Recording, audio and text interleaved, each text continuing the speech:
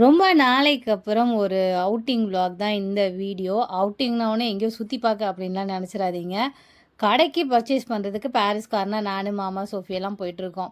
So இதையாவது ஒரு vlog எடுத்து போடலாம் அப்படின்னு சொல்லிட்டு தான் இந்த வீடியோவே. ஸோ பாரிஸ் கார்னர் போனோடனே முதல்ல நாங்கள் வந்த கடை இது தான். இது வந்து சாக்லேட்ஸ்க்கு பேர் போன ஒரு ஷாப்பு. மாமாவோட ஃப்ரெண்டு கடை தான் இது.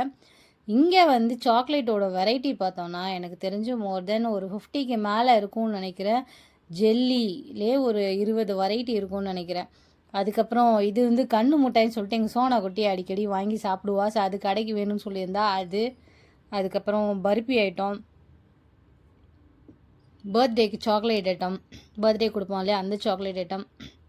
அதுக்கப்புறம் முட்டாயிலே நிறைய முட்டாய், இது எனக்கு தெரிஞ்சு பர்பின்னு நினைக்கிறேன். அதுக்கப்புறம் இது wafer biscuit, colour colour papers போட்ட சாக்லேட்ஸு, கேண்டீஸ்ன்னு சொல்லிட்டு இந்த கடையில் நிறைய வெரைட்டி இருந்தது. இது உங்களுக்கு தெரியும்னு நினைக்கிறேன். ஜெல்லி முட்டாய்ன்னு சொல்லுவாங்க. இதில் லைட்டாக சுகர் ஆட் பண்ணியிருப்பாங்க. மேலே குழன்னு இருக்கும் அந்த சாக்லேட்டு.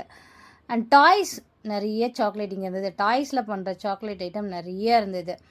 நம்ம கடை ஹோல்சேல் கடை அப்படின்றதுனால மொத்தமாக பாக்ஸாக தான் நம்ம கடையில் எடுப்பாங்க. ஸோ குழந்தைங்க அப்பப்போ வராங்கன்னா அவங்களுக்கு தேவையான மாதிரி சிங்கிளாக கொடுக்குற சாக்லேட் 1-2 மட்டும் எடுத்துக்கலான்னு சொல்லிட்டு மாமா இதில் செலக்டடாக எடுத்துகிட்டு இருந்தாங்க. எனக்கு இந்த சாக்லேட் பற்றி ஐடியா கிடையாது.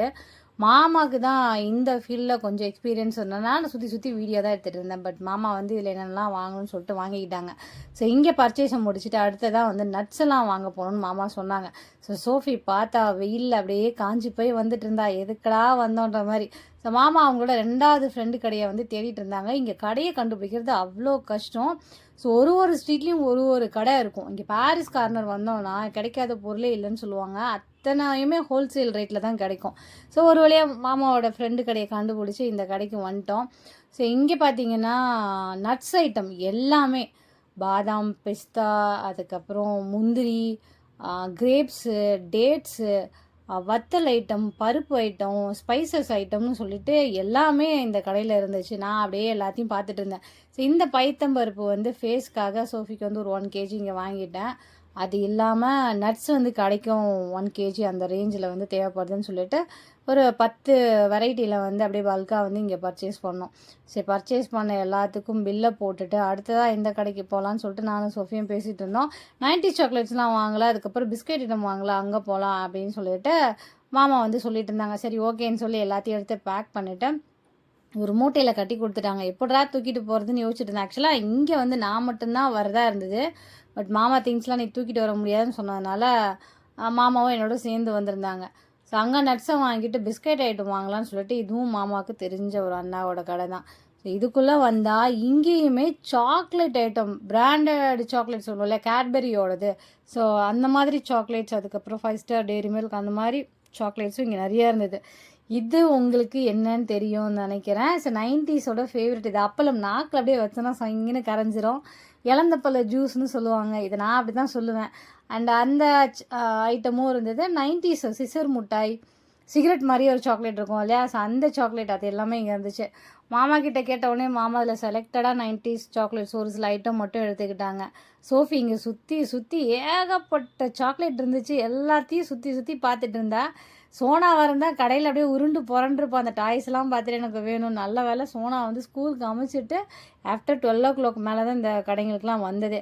ஆக்சுவலாக மாமா வந்து மார்னிங்கே வந்தால் தான் கரெக்டாக இருக்கும் அப்படின்ற மாதிரி சொன்னாங்க. இதுக்கே அரௌண்ட் 4 o'clock ஆகிடுச்சு இந்த 2 கடையை பார்க்கறதுக்கே.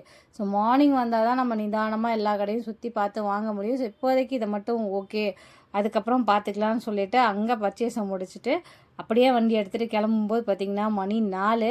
எங்கள் சோஃபி குட்டி வந்து அப்படியே டயர்ட் ஆகிட்டா. என்னம்மா இது வெயிலில் இங்கிட்ட அங்கிட்டோம். இதுக்குள்ளே வந்து வண்டியெல்லாம் வேற போக முடியல. ஸோ ஒரு ஓரமாக வண்டியை நிறுத்திட்டு நானும் மாமா எல்லாம் உள்ளே அப்படியே நடந்து போயிட்டு தான் வந்துட்டு இருந்தோம்.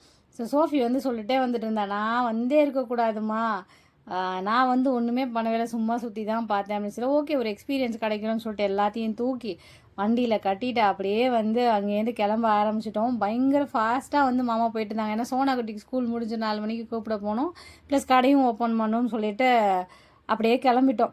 இப்போலாம் வெளியிலே போகிறதுக்கு டைம் கிடைக்கிறது இல்லை. இந்த கடை ஸ்டார்ட் பண்ணதுலேயும் சரி ஓகே, இப்படி ஏதாவது பர்ச்சேசிங் பண்ணுறதே வந்து வீடியோவாக எடுத்து போட்டுக்கலான்னு சொல்லிட்டு வீடியோ எடுத்துகிட்டு வந்துட்டு இருந்தோம். ஸோ மாமா பார்த்திங்கன்னா அத்தனை திங்ஸையும் வண்டியில் எக்ஸல் எடுத்து கட்டிக்கிட்டு நின்றுட்டு இருந்தாங்க. ஸோ மாமாவுக்கு ஹாய் சொல்லுங்க மாமான்னு சொல்லிவிட்டு அப்படியே வந்து வீட்டுக்கு கிளம்பி